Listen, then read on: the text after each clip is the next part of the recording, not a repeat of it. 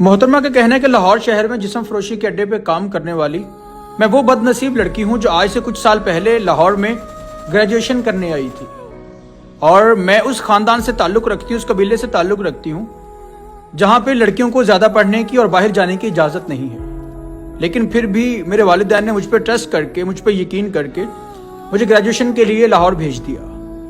اور جیسے میں یہاں پہ پڑھنے آئی تو کچھ وقت گزرا، مجھے ایک لڑکے سے پیار ہو گیا، محبت ہو گئی، اور ہماری محبت بہت عروج پر تھی، اور ہماری یونیورسٹی میں اس محبت کے چرچے بھی شروع تھے۔ جیسے کچھ وقت گزرا پھر ہم نے گھر والوں سے چھپ کے کورٹ میرج کر لی، اور کورٹ میرج میں ہم نے اپنے کچھ دوستوں کو انوالو کیا تھا۔ شادی کے بعد ہم لاہور میں ہی ایک فلیٹ لے کے وہاں رہنے لگے۔ ہماری بہت اچھی زندگی شروع ہو چکی تھی۔ اس لڑکے نے بھی اپنے گھر نہیں بتایا تھا اور میں نے بھی اپنے گھر نہیں بتایا تھا، اور ایسا لگ رہا تھا کہ جیسے زندگی سکون سے بھر چکی ہے، زندگی سکون سے بھر گئی ہے۔ پھر جیسے ہی کچھ وقت گزرا تو میں نے اپنے گھر میں بتا دیا اپنی شادی کا، اور میرے گھر والوں نے سنتے ہی فوراً سے کہہ دیا تھا کہ آج سے تم ہمارے لیے مر چکی ہو۔ اور کچھ وقت گزرا، وقت بھی زیادہ نہیں تھا، 6 مہینے گزرے، تو ایسے لگا کہ وہ لڑکا جیسے مجھ سے اکتاہٹ کا شکار ہو گیا ہے۔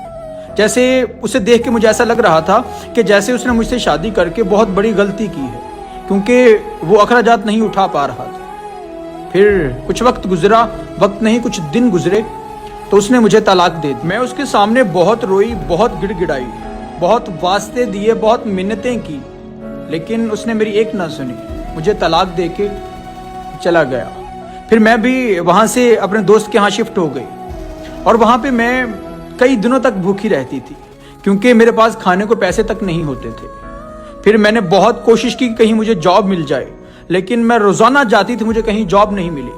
پھر ایک دن میں نے اسی دوست سے کہا کہ مجھے کہیں جاب دلوا دو یا کہیں مجھے کام پہ لگوا دو، اور وہ مجھے ایک ایسی جگہ پہ لے گئی جہاں بہت کم وقت کے، بہت کم کام کے بہت زیادہ پیسے ملتے تھے، جسے لوگ بدنام زمانہ ہیرا منڈی کہتے ہیں۔ میں آج بھی اسی دلدل میں روزانہ دھنستی ہوں، اور اسی چکی میں، اس جسم فروشی کی چکی میں روز پستی ہوں۔